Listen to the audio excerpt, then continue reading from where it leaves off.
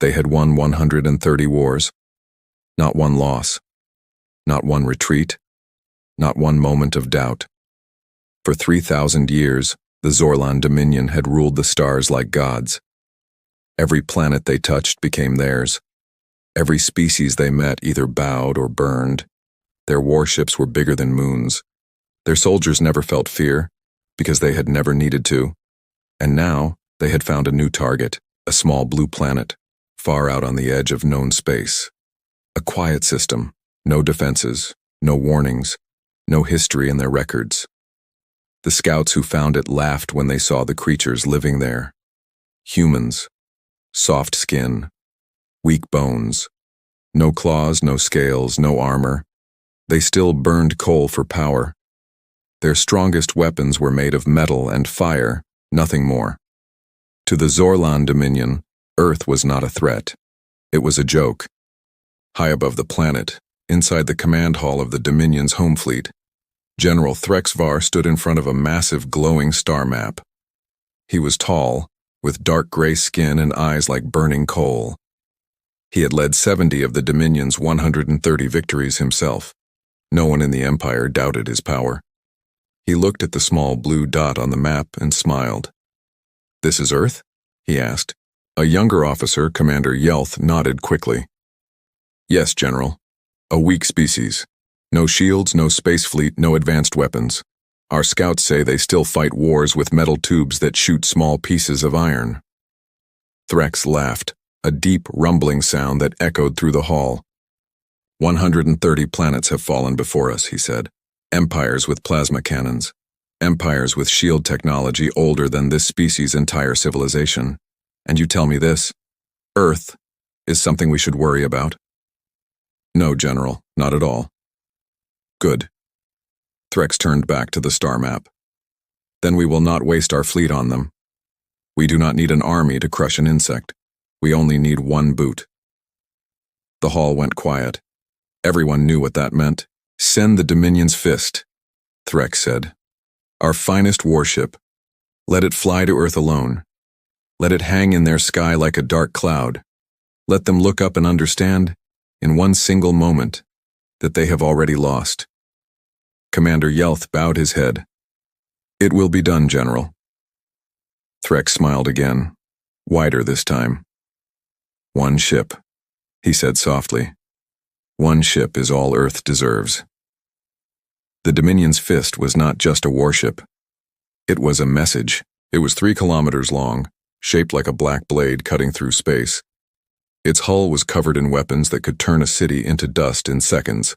It carried 5,000 soldiers, ready for battle, though none of them expected to actually fight. This was not a war mission. This was a warning mission. Captain Drensol commanded the ship. He was young for a captain, only 40 years old in Zorlan years, but he had earned his place through skill and loyalty. He stood on the bridge, watching the stars blur past as the ship moved faster than light itself. Captain, said his second-in-command, a female officer named Riss, we are close to the target system. Good, Dren said. Let's give these humans something to remember. The crew laughed. Some of them had never even heard of Earth before this mission. To them it was just another name on a long list of planets that would soon belong to the Dominion. The ship slipped out of hyperspace with a soft flash of light. And there it was. Earth. Blue oceans. White clouds. Green land. Spread out like a painting. From orbit it looked peaceful. Almost beautiful. Almost innocent. Sensors show low technology, Riss reported, reading from her screen. No orbital defenses. No satellites capable of detecting our ship. They don't even know we're here. Dren nodded slowly, watching the planet turn beneath them. Then let's make sure they know, he said. Down on Earth, in a quiet control room somewhere in the mountains, a night shift worker noticed something strange on his radar screen. A small, unexplained shadow far above the planet, moving in a way no known satellite or aircraft could move. He blinked at the screen, rubbed his eyes and looked again. It was gone. Just a glitch, he muttered to himself and went back to his coffee. He had no idea that 30 seconds earlier, A warship the size of a small city had appeared directly above his country, watching, waiting, and preparing to send a message that would announce Earth's doom. He had no idea that in the sky above him, on the bridge of a warship built by an empire that had never lost, a young captain was smiling at the sight of his new prize. "Open a channel," Dren ordered. "Broadcast on every frequency this planet can pick up.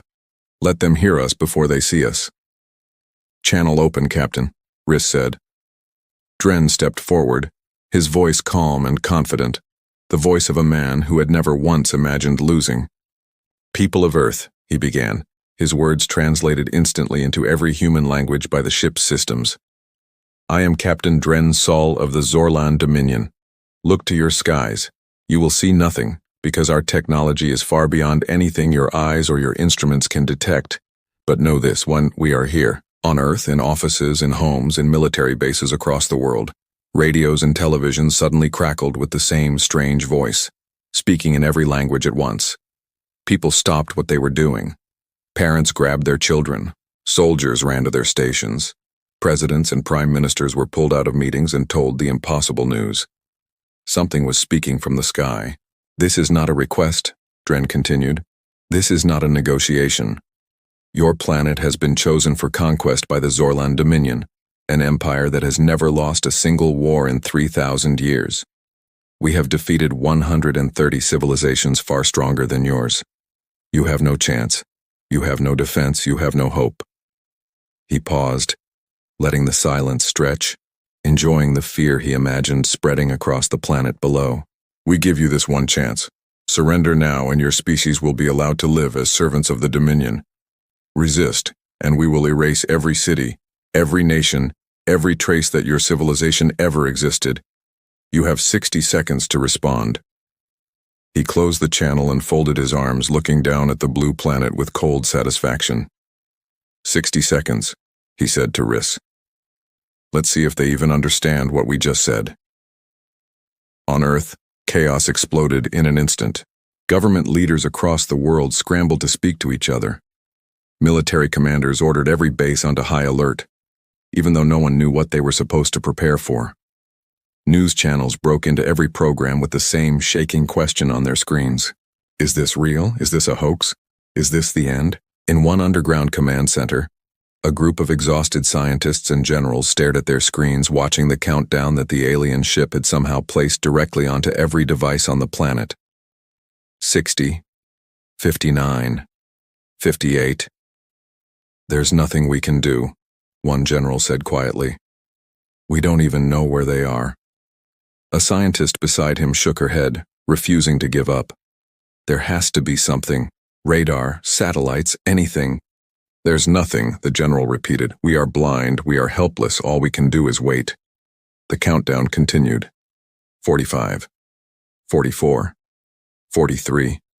Around the world, people stepped outside their homes and looked up at the sky, searching for something, anything that might explain the voice they had all heard. But the sky looked the same as it always had. Calm, blue, empty. No one could see the Dominion's fist hanging silently above them, its weapons charging, its crew watching, its captain smiling. 30, 29, 28. On the bridge of the warship, Captain Dren leaned back in his chair, completely relaxed. "They will not surrender in time," he told Riss.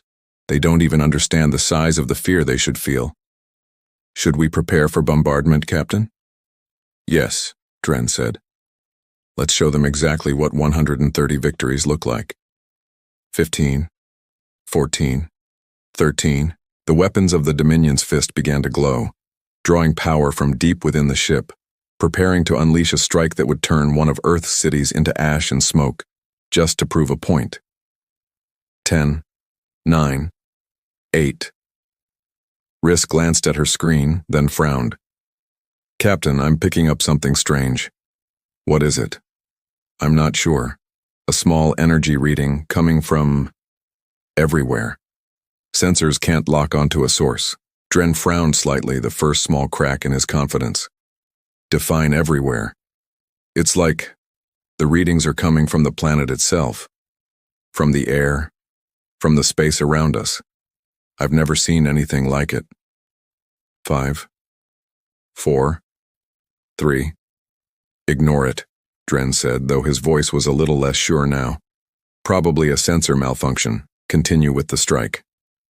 2, 1. The final second passed. And then, everything went wrong. The lights on the bridge flickered. Every screen went black at the same instant, then filled with static, then died completely. The low hum of the ship's engines, a sound the crew had heard every day of their lives, suddenly stopped. Silence, heavy and unnatural, filled the bridge. "Report!" Dren shouted, standing up from his chair. "What's happening? Riss! Report!" Riss frantically tapped at her console, but nothing responded. "I don't know, Captain. Everything is offline. Weapons, engines, life support backup, all of it, gone." "That's impossible," Dren said, his voice rising. "This ship has 3 separate power systems. There is no way." The ship shuddered, a deep, groaning sound running through the metal walls, like something enormous was pressing against the hull from outside. Soldiers throughout the ship began shouting into their communicators, reporting the same terrifying thing from every level. Doors locking on their own, lights dying room by room, systems shutting down one after another, in perfect order, like something was walking through the ship and turning it off piece by piece. "Get me eyes outside the hull," Dren ordered. "Someone tell me what is out there." A young technician, pale and shaking, pointed at a small backup screen that still had a flicker of power. "Captain," he whispered, "look." Dren turned to the screen. Through the ship's external camera, just before it too lost power, he saw it. Nothing. There was nothing outside the ship. No enemy fleet. No weapon. No visible force. Just empty space and the calm blue curve of Earth below them, exactly as peaceful as it had looked the moment they arrived. And yet the most powerful warship in the Zorlan Dominion was dying around them, piece by piece, system by system, for no reason anyone could explain. "This isn't possible," Dren said, backing away from the screen. "There's no enemy. There's no attack. There's nothing there." The final screen went dark. The final light went out. And on the bridge of the Dominion's fist, in the total darkness and total silence, Captain Dren Sol felt something he had never once felt in his entire life. Fear. Far away, back at Dominion Command, General Threx Var waited for the report that never came. He had expected news of Earth's surrender. He had expected footage of a burning city, sent back as proof of the Dominion's power. He had expected, more than anything, to hear Captain Dren's confident voice, confirming another easy victory, number 131 on a list that never seemed to end. Instead, there was only silence. Hour after hour, the communication channel to the Dominion's fist remained empty. No signal, no message, no sign that the ship, or its 5,000 soldiers, had ever existed at all. Commander Yelth approached the general slowly, his face pale. "General," he said quietly, "we have lost all contact with the Dominion's fist." Threx did not turn around. He kept staring at the star map, at the small blue dot that represented Earth. "Send it again," he said. "General?" "The signal," Threx said, his voice tight. "Send it again. It must be a communication error, nothing more." But deep in his chest, in a place he had not felt in 3,000 years of victories, something cold and unfamiliar began to grow. Doubt. For the very first time in the long history of the Zorlan Dominion, a ship had been sent to conquer a world, and it had simply vanished. 3 days passed, and the Dominion's fist did not answer. 3 days of silence from a ship that carried 5,000 soldiers, the finest weapons in the Zorlan Dominion, and a captain who had never once failed a mission. 3 days of empty static on every channel, every frequency, every emergency signal the ship should have sent if anything had gone wrong. Inside the command hall, General Threx Var had not slept. He stood in front of the star map, staring at the small blue dot that marked Earth as if staring hard enough could force the ship to answer. Around him, officers whispered quietly, careful not to disturb him, careful not to say the word that everyone was thinking but no one dared to speak out loud. Lost. The Zorlan Dominion did not lose ships. not to pirates, not to rival empires, not to anyone. In 3,000 years and 130 victories, a Dominion warship had never simply disappeared without a trace. Commander Yelth finally broke the silence. "General," he said carefully, "it has been 72 hours. Protocol requires that we—" "I know the protocol," Threx said sharply, cutting him off. He turned away from the star map at last, his dark eyes tired but still burning with pride. Pride that refused to admit fear, even now. "There is a simple explanation," Threx said. "The ship's communication array has failed. A storm, a technical fault, something small and unimportant.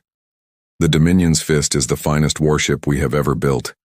It cannot simply vanish." Yelth said nothing, though his face showed that he did not fully believe it either. "Send a scout ship," Threx ordered. "Small, fast, quiet. Have it fly to Earth, confirm the Fist is simply experiencing a technical delay, and report back immediately. This will be over within a day." "Yes, General." As Yelth turned to leave, Threx called after him one more time. "Yelth." "Yes, General." "Choose a careful captain," Threx said quietly. "Someone who will not do anything foolish." It was the closest thing to an admission of worry that the great General Threx Var had ever shown in his long life. The scout ship was called the Silent Arrow, a small and fast vessel built for quick missions, not for battle.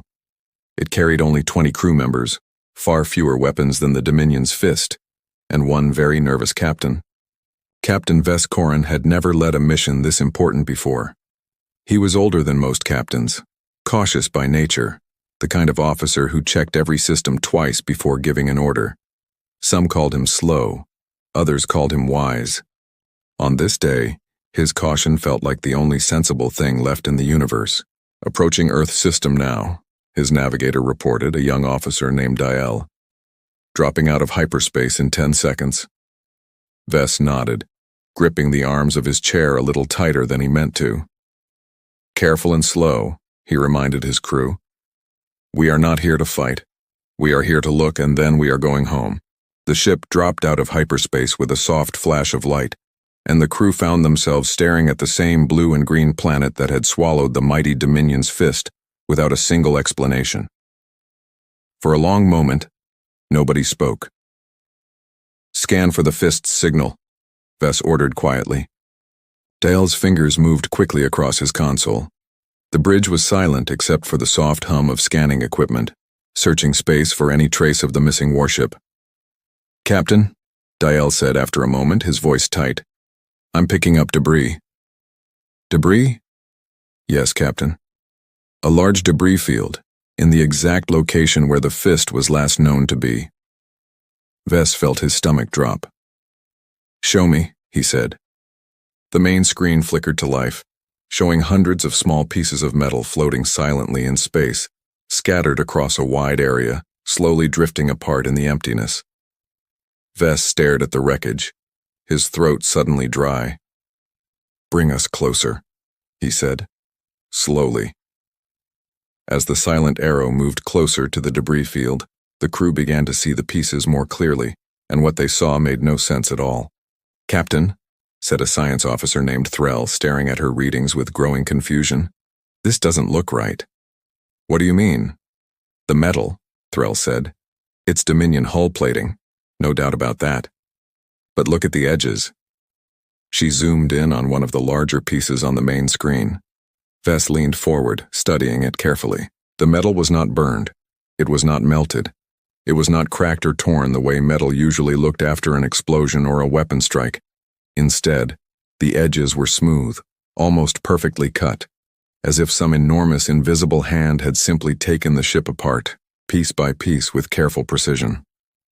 "That's impossible," Ves muttered. "No weapon does that. Not even our own weapons cut metal so cleanly." "There's more, Captain," Threll continued, her voice growing more unsettled. "I'm reading 0 radiation in this area. If a weapon had struck the Fist, even a small one, there would be radiation, heat traces, chemical residue. There's nothing. It's like the destruction happened without any energy being used at all." Ves felt a chill run through him. a feeling he had not experienced in decades of service. "What about the crew?" he asked quietly. 5,000 soldiers were on that ship. Are there any remains? Threll checked her sensors again. Her hands were trembling slightly now. "No, Captain," she whispered. "No bodies. No escape pods. No life signs, past or present. It's like the crew simply stopped existing." The bridge fell into a heavy, uncomfortable silence. Vess ordered the ship to move even closer, wanting to see the wreckage with his own eyes rather than trust only the instruments. As the silent arrow drifted gently through the field of broken metal, the crew watched pieces of the once mighty Dominion's fist float past their windows like ghosts. A piece of the ship's outer hull, still bearing the Dominion's proud symbol, spun slowly in the darkness.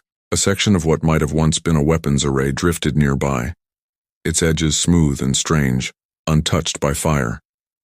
Nobody on the bridge spoke. Even Dale, usually quick with a joke to ease tension, sat in complete silence, staring out at the wreckage with wide eyes. "Captain," Threll finally said, breaking the silence, "I want to run a deeper scan on the debris. There might be something we're missing, some clue about what happened here." Vess hesitated. Every instinct in his old, careful mind told him to leave, to gather what little information they had and return home immediately. But he was a scout captain, and scouting meant answers, not fear. "Do it," he said. "Quickly." Threll adjusted her instruments, sending out a careful, gentle scanning pulse toward the wreckage, designed to reveal hidden energy signatures without alerting anything nearby. The results appeared on her screen almost instantly. Her face went pale. "Captain," she said slowly, "I'm picking up something strange." "Another debris reading?" "No," Threll said, her voice shaking now. "It's not coming from the wreckage. It's coming from Earth." Vess stood up from his chair, walking toward Threll's console to see the reading for himself. On the screen, a faint energy pulse blinked steadily, originating not from the wreckage of the Dominion's fist, but from somewhere on the surface of the planet below. It was small, quiet, almost hidden, the kind of signal that could easily be missed if you weren't looking closely. "What is that?" Vess asked. "I don't know," Threll admitted. "It doesn't match any known technology in our database, not Dominion tech, not any species we have ever recorded before." Diel turned in his chair, his young face full of worry. Could it be some kind of natural phenomenon? Something from the planet itself? Threll shook her head slowly. "It's too structured, too deliberate. This isn't natural. Someone, or something, made this." Vess stared at the small, steady pulse for a long moment, his mind racing through every possibility, none of them comforting. "Are the humans capable of this kind of technology?" he asked. "According to our records, no," Threll said. "Their most advanced weapons still use basic explosives. Nothing close to whatever destroyed the fist without leaving a single trace." "Then who?" Vess started, but he never finished the question. Suddenly, every screen on the bridge flickered at once. "Report," Vess shouted immediately, his careful nature replaced instantly by sharp alertness. "What's happening?" "I don't know, Captain," Dale said, his fingers flying across his controls. They're fluctuating. Power levels are unstable across the entire ship." "Stabilize them." "I'm trying, Captain, but it's not responding to normal commands. It's like something is testing our systems." Threll's console beeped loudly, an alert flashing red across her screen. "Captain, the signal from the planet," she said quickly. "It just changed. It's stronger now, much stronger, and it's moving." "Moving toward us?" Threll's hands trembled as she confirmed the reading. "Yes, Captain. Whatever that signal is, it's rising up from the planet's surface and it's heading directly toward our position." The bridge erupted into controlled chaos, officers shouting reports, alarms blinking across every console. The entire crew suddenly aware that they were no longer just observers of a mystery. They had become part of it. "Captain, orders?" Diel asked, his voice tight with fear. Vess stared at the small dot on the screen, the mysterious signal rising steadily from Earth, climbing higher and higher, closer and closer to his small, lightly armed scout ship. For a long moment, the careful, cautious captain, who had never once acted rashly in his entire career, felt something rise inside him that he had spent his whole life trying to avoid. Panic. "Prepare to retreat," he ordered, his voice barely steady. "Charge the hyperspace engines, we are leaving now." "Captain, the engines need at least 2 minutes to charge for a jump this size," Dale said. "We can't leave any faster than that." "Then we survive for 2 minutes," Vess said grimly. "Everyone, hold your positions." The bridge fell into a tense, heavy silence as the crew watched the mysterious signal continue its slow, steady climb from the surface of Earth. Threll kept her eyes locked on her console, calling out updates in a shaking voice. 50,000 kilometers and closing. 40,000? 30,000. Fess gripped the arms of his chair, his knuckles pale, his eyes fixed on the main screen, though there was still nothing visible outside the ship except empty space and the calm, distant curve of the blue planet below. 20,000 kilometers, Threll said, her voice barely above a whisper. "Engine status?" Vess demanded. 1 minute remaining until jump is ready, Diel replied. 10,000 kilometers, Threll said. The entire crew held their breath, staring at empty space outside the windows, waiting for something, anything, to appear. But there was nothing. No ship, no weapon, no visible enemy of any kind. Just the same calm emptiness that had surrounded the Dominion's fist in its final moments. 5,000 kilometers, Threll whispered. 30 seconds until jump, Dale said, his voice cracking slightly. Fess closed his eyes for just a moment, thinking of his family back home, wondering if this careful, quiet life he had built for himself was about to end in a place no Zorlan had ever understood. 1,000 kilometers, Threll said, so quietly it was almost lost in the silence of the bridge. 10 seconds, Diel said. The signal on the screen was almost on top of them now, close enough that even the most basic sensors should have shown something. Anything. Some shape or shadow in the darkness outside. There was nothing. 5 seconds, Diel said. 4, 3, 2, jump, Vess shouted. The silent arrow vanished in a flash of light, leaving nothing behind but empty space, drifting wreckage, and a small, mysterious signal that continued to pulse quietly, patiently, as if it had never truly been chasing them at all. As if it had simply been curious. The silent arrow arrived back at Dominion territory badly shaken, its crew pale and silent, its captain older-looking than he had been just 2 days before. Vess delivered his report to General Threx personally, standing in the same command hall where the general had once spoken so confidently about crushing a weak planet with a single ship. "There is no battle damage," Vess told the general, his voice steady despite everything he had witnessed. "There is no wreckage pattern consistent with any known weapon. The Dominion's fist was not destroyed, General. It was taken apart, carefully, precisely, and whatever did it left behind no trace of how or why." Threx listened in silence, his proud face unreadable, though his eyes had lost some of the fire they once held. "And the signal?" he asked finally. "The one that approached your ship? Unknown, General," Vess admitted. "It matched no technology in our records. It rose from the planet's surface and approached us with clear intention, then simply stopped once we jumped away, as if it had only wanted to see what we would do." A heavy silence filled the command hall. Commander Yelth, standing nearby, finally spoke the question that everyone was thinking, but afraid to ask out loud. "General," he said carefully, "what if the humans were never as weak as our records suggested? What if we have been wrong about this planet from the very beginning?" Threx turned back to the star map, staring once again at the small blue dot that had already claimed one of his finest warships and terrified one of his most careful captains.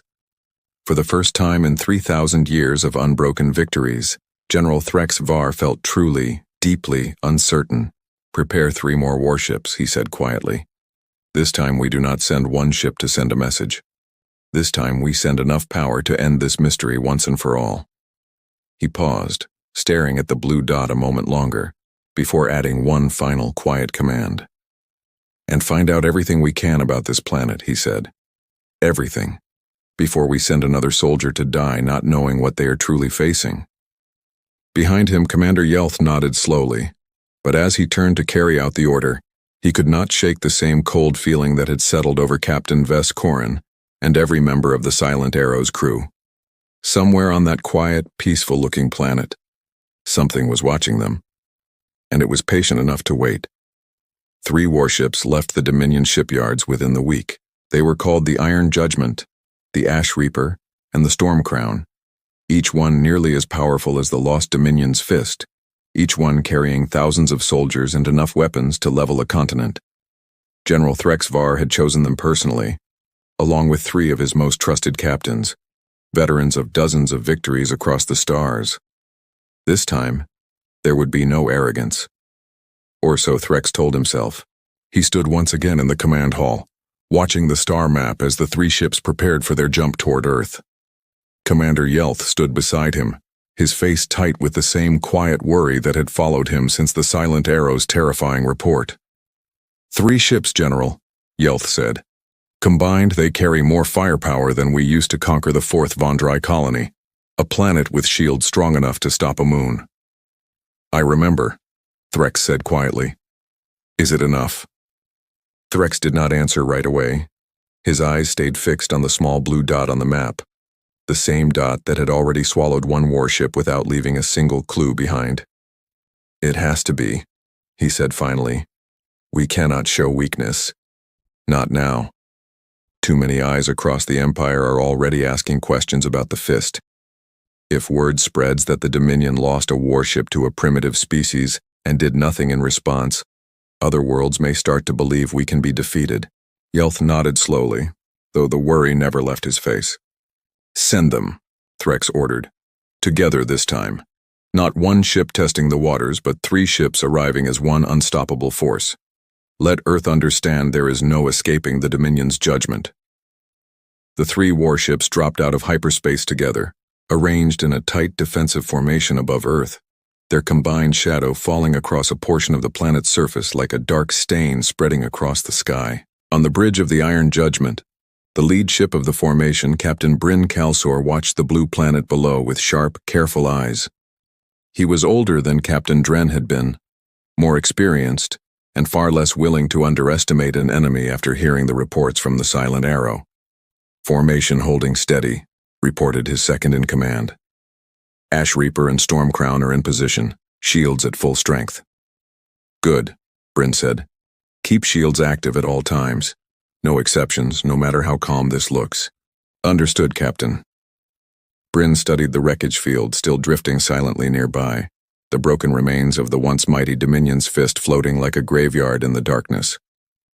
He had seen the reports, the strange smooth edges of the destroyed metal, the complete absence of any weapon signature. He did not intend to make the same mistake as his predecessor.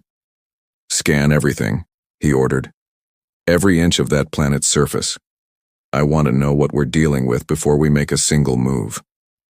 For nearly an hour, the 3 ships remained still, running deep scans of Earth's surface, searching for any hint of the mysterious force that had destroyed the Dominion's fist without warning.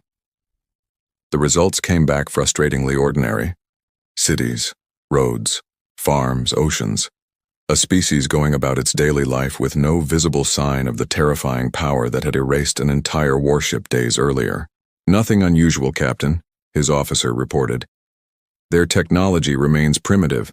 No orbital weapons, no shield generators, no signs of anything capable of destroying a ship like the Fist.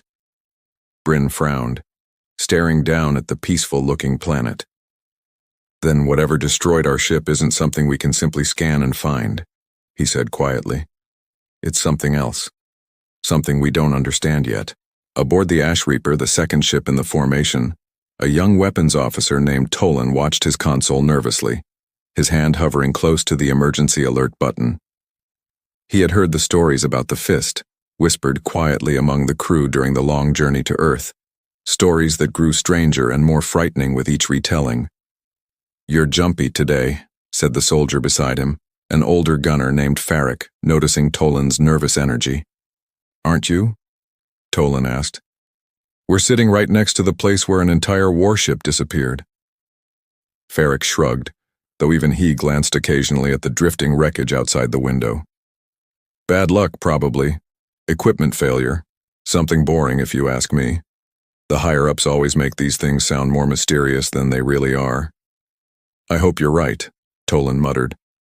On the bridge of the third ship, the Storm Crown, Captain Wes Adrenalin, a stern and battle-hardened commander, watched her instruments with growing impatience. 3 hours had passed since their arrival, and nothing unusual had happened. No strange signals, no mysterious energy readings, nothing at all beyond the quiet, ordinary hum of a planet unaware of the danger circling above it. Captain Calsor, she said over the comm channel, addressing the lead ship. We've been sitting here for hours doing nothing but scanning empty fields and farmland. I suggest we begin our approach and demonstrate the Dominion's strength, exactly as General Threx ordered. There was a pause before Bryn's voice answered. Patience, Captain Drenlin. We are not repeating the mistake of the fist. We move carefully, or we don't move at all. Wessa's jaw tightened, but she held her tongue. Bryn outranked her, and questioning his caution in front of the crew would do nothing but weaken morale further. Understood, she said simply, though privately, she thought his caution was beginning to look a great deal like fear. It happened exactly at the 4th hour, the precise moment when the crews of all 3 ships had finally begun to relax, convinced that perhaps the stories of the fist had been exaggerated after all. On the Iron Judgment's bridge, every screen flickered at once. Report! Captain Bryn shouted immediately, his relaxed posture vanishing in an instant. Systems fluctuating across the entire ship, his officer called back.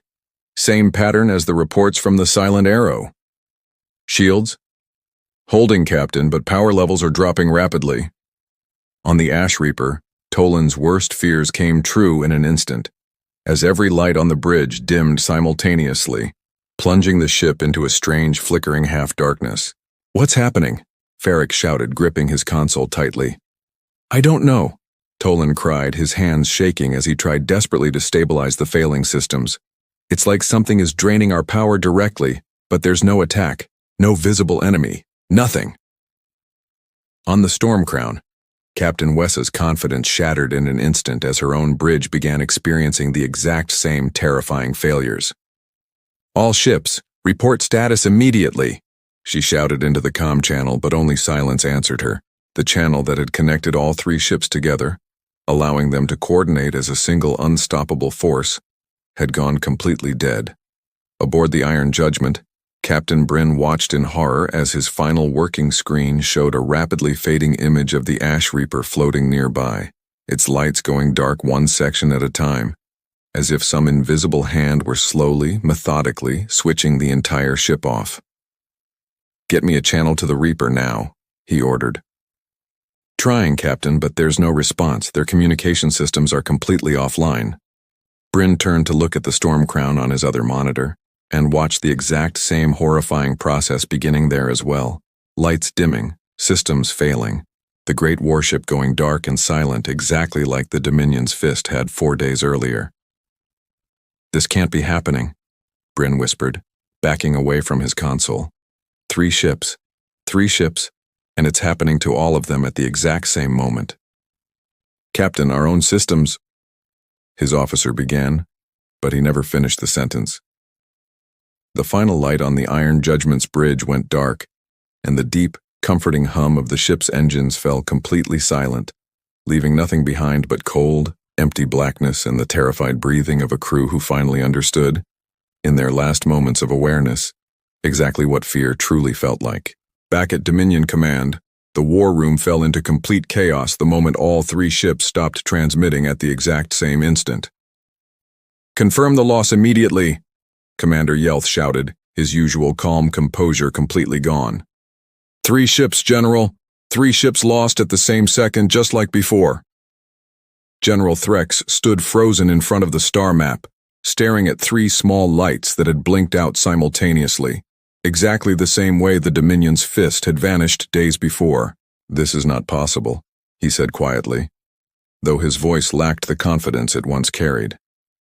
No weapon strikes 3 separate ships at the exact same moment without any warning. without any visible attack, without any trace. Around the war room, officers who had once boasted proudly about the Dominion's unbroken record of victories now spoke in hushed, frightened whispers, glancing nervously at each other, silently asking the same terrifying question. What if we cannot win this war at all? For the first time in 3,000 years, pride was beginning to give way to something far more dangerous. Fear. In a quiet corner of the war room, largely ignored by the panicked officers around her, an elderly Zorlan scientist named Orvena sat alone at an old, dusty data terminal, one that most of the younger staff had forgotten even existed.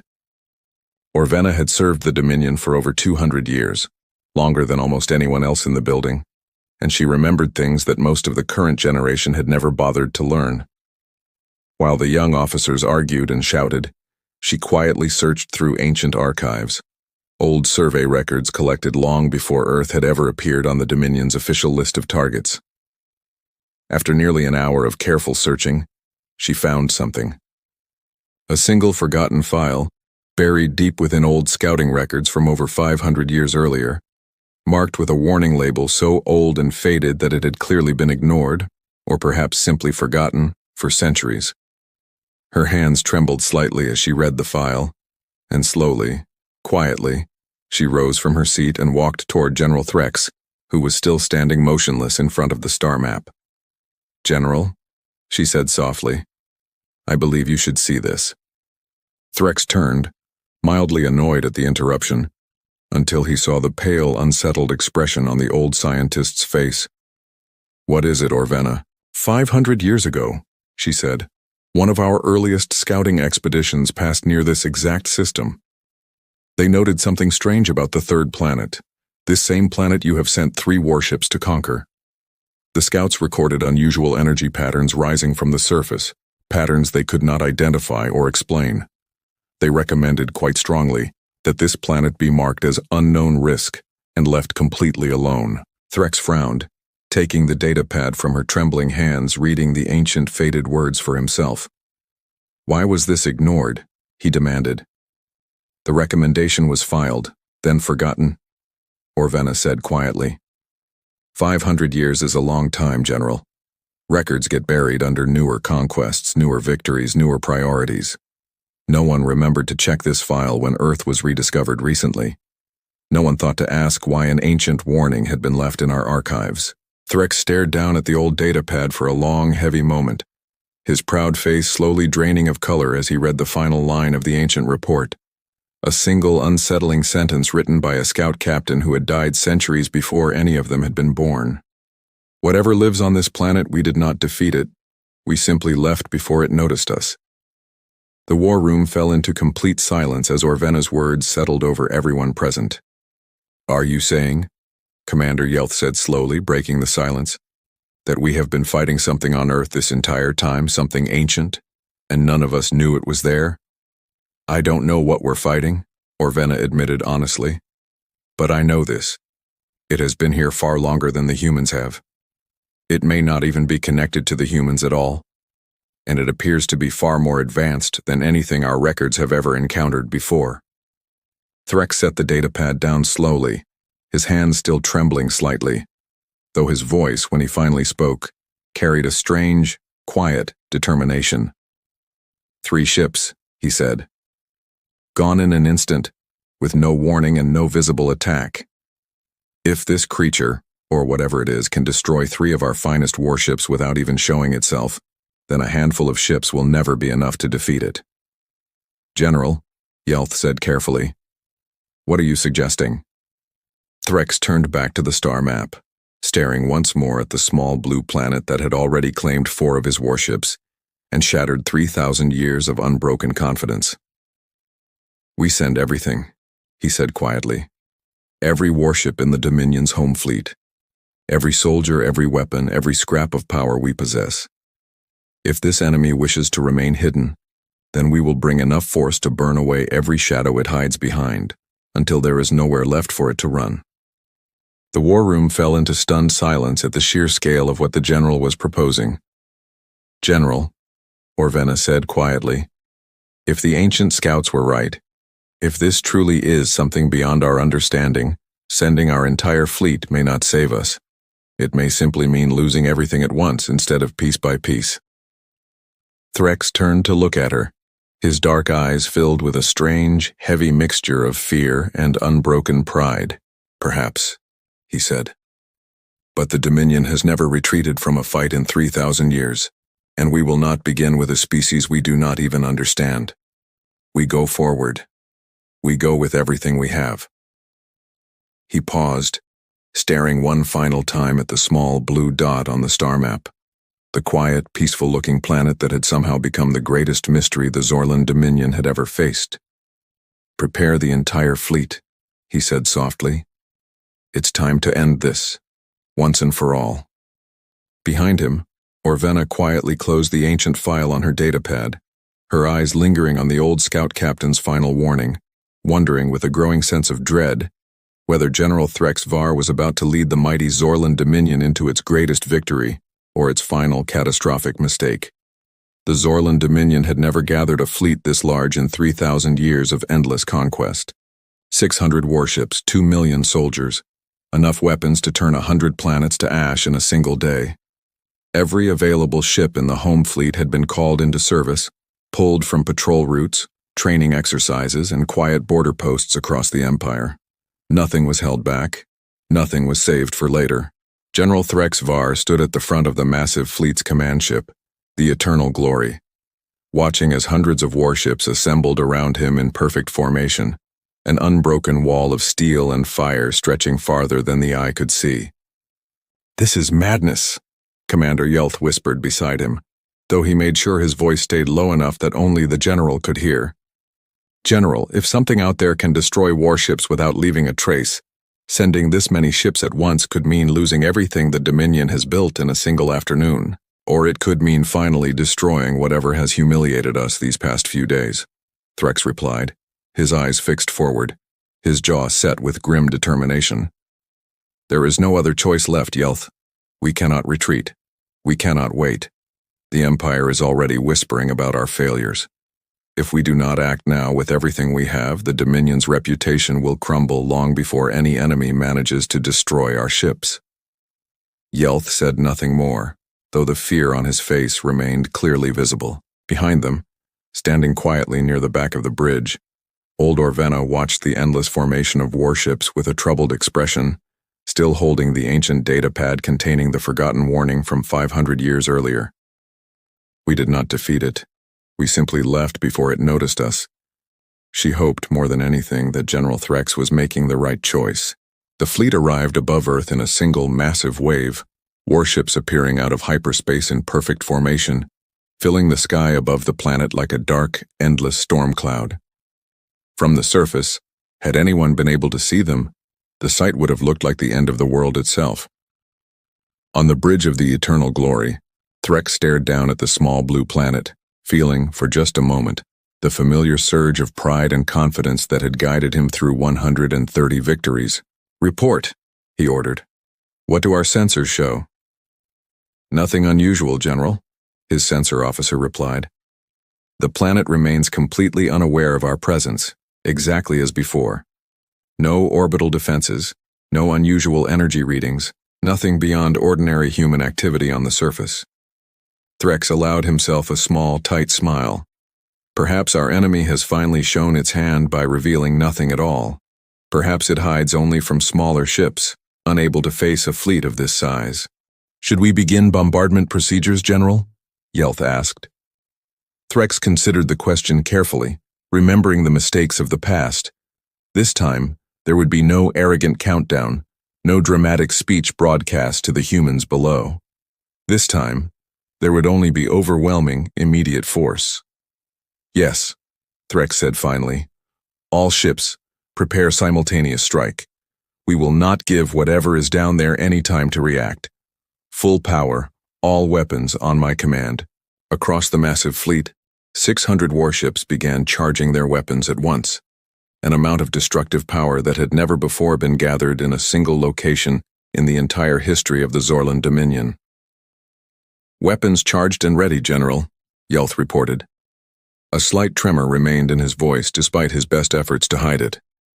Awaiting your final order, Threx stared down at the small, peaceful-looking planet one final time, thinking of the Dominion's Fist, the Iron Judgment, the Ash Reaper, and the Storm Crown, 4 proud warships reduced to silent wreckage by an enemy that had never once shown itself. Fire, he said quietly.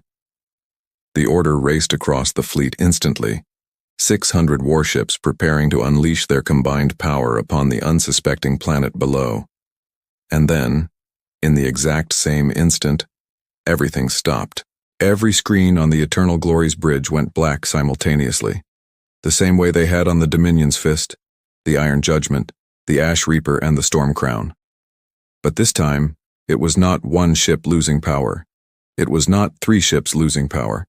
It was all 600 at the exact same moment. "General!"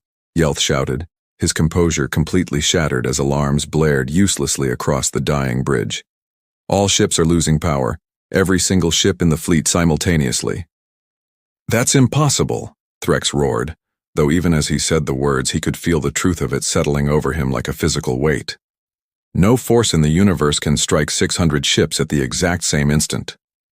Outside the windows of the Eternal Glory, the crew watched in stunned horror as the lights of 599 other warships began winking out across the sky, one after another, in perfect, terrifying unison, like an enormous, invisible hand, simply flipping a switch across the entire fleet.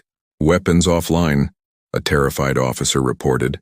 "Engines offline, shields offline, communication offline.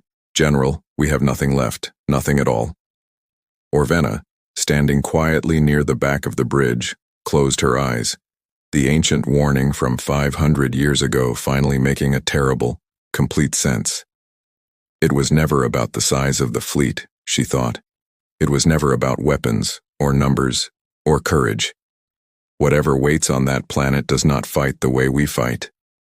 It does not need to.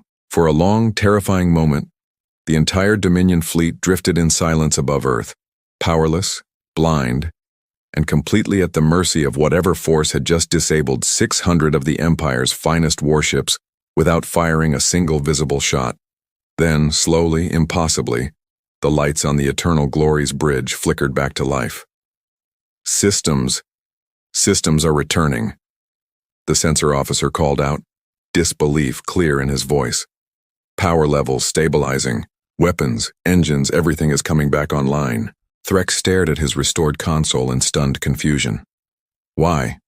he demanded. "Why would it disable us and then simply give our power back?" Before anyone could answer, a single new signal appeared on every screen throughout the entire fleet at once. A simple, small text message written in perfect Zorlan script, appearing simultaneously on 600 ships scattered across the sky above Earth. Threx leaned forward, reading the message with growing disbelief. "We know why you came. We have known since your first ship arrived. You may return home now, or you may stay and see what happens next. The choice, unlike your last visit to this galaxy, will truly be yours." The bridge fell into stunned silence.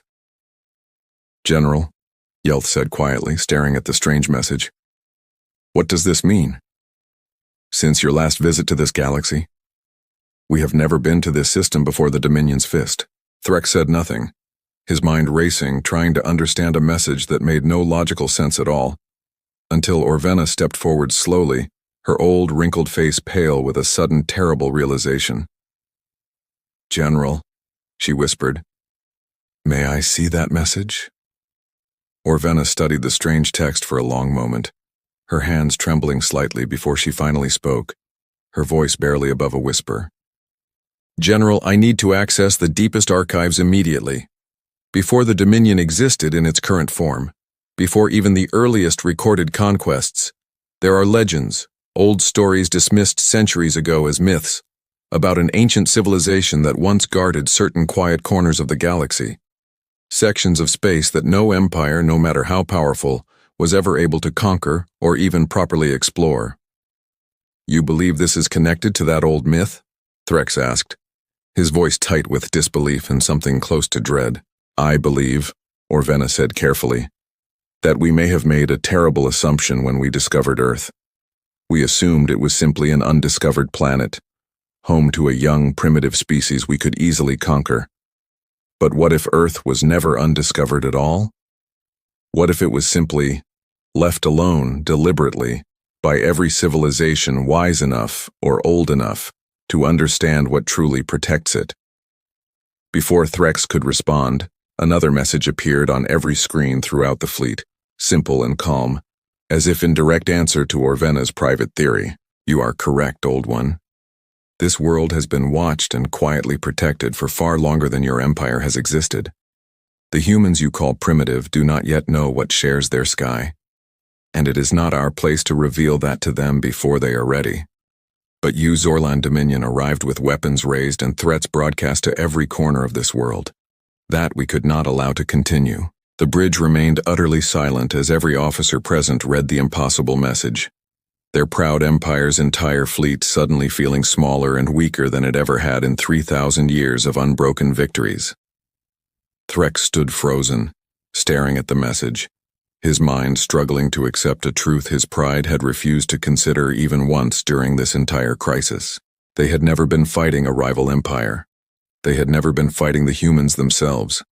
They had been testing the patience of something far older, far wiser, and far more powerful than the Zorlan Dominion had ever imagined encountering. "What do you want from us?" Threx finally asked aloud, his voice carrying clearly across the bridge's still functioning communication systems, though he had no way of knowing whether the mysterious force could even hear him. A long pause followed, stretching on for nearly a full minute before a final message appeared, simpler and more direct than any before it.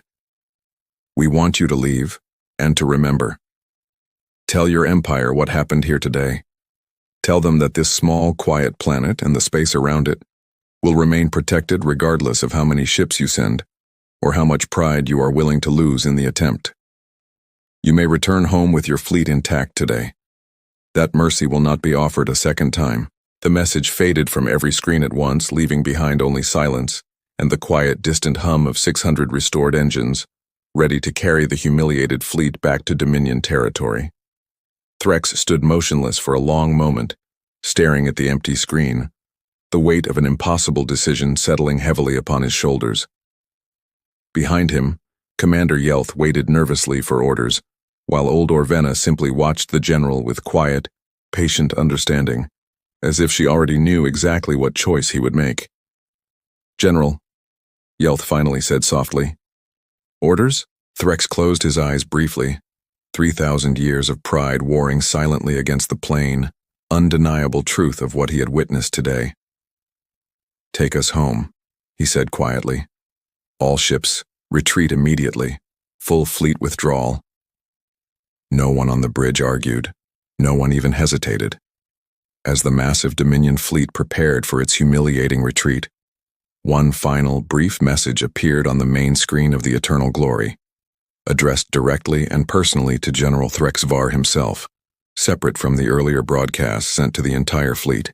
130 victories is an impressive number, General. But numbers mean very little against those who have learned patience over a length of time your empire cannot yet imagine. Perhaps in the space between today and your next attempt at conquest, you might consider a wiser path than force. Earth will still be here. So will we. Threx read the message twice, then quietly deleted it from the ship's records, unwilling to let anyone else witness the small, humbling words meant only for him. As the fleet began its long journey back toward Dominion territory, Threx remained standing at the front of the bridge, staring silently out at the blue and green planet shrinking slowly behind them. A planet that had, in the span of a single week, shattered 3,000 years of unbroken confidence without ever revealing so much as a single soldier, weapon, or warship of its own. "General," Orvena said quietly, approaching him one final time as the Eternal Glory prepared to jump into hyperspace. "What will you tell the Dominion Council when we return?" Threx considered the question for a long moment before answering, his voice quiet and strangely calm for a man who had just witnessed the greatest defeat of his long celebrated career. "The truth," he said simply, "that some victories are never meant to be won.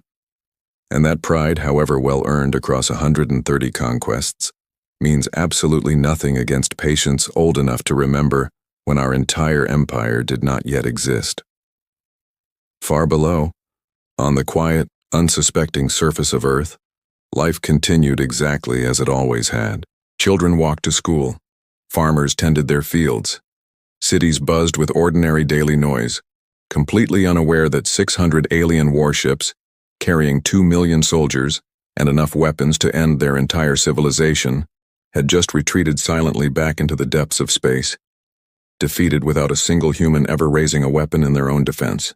In a quiet, remote corner of the world, hidden from every satellite, every radar system, and every curious human eye, something ancient and patient settled back into its long, quiet watch, exactly as it had for longer than any human civilization had existed. It had not needed to reveal itself. It had not needed to explain itself to the humans it protected. It had simply done what it had always done, quietly and effectively, ensuring that this small, peaceful planet remained undisturbed for just a little while longer. Far across the galaxy, within the Dominion's Grand Council chambers, General Threx Var stood before the Empire's most powerful leaders, delivering a report unlike any he had ever given before, a report that would echo through Dominion history for generations to come. "We sent our finest warship," he told them quietly, "then 3 more, then our entire home fleet, 600 ships in total, against a planet with no visible defenses, no advanced weapons, and no space fleet of its own." He paused, letting the weight of his next words settle fully across the silent chamber, and in less than 1 week, he continued, 130 years of unbroken victories meant absolutely nothing. We did not lose to the humans of Earth. We lost to something far older, far wiser, and far more patient than our entire empire combined, something that never once needed to fire a single shot to remind us exactly how small our pride truly was. Somewhere far beyond the reach of Dominion sensors, hidden quietly among the stars surrounding a small, unremarkable blue planet, something ancient continued its silent, patient watch, exactly as it always had, and exactly as it always would, for as long as Earth needed protecting.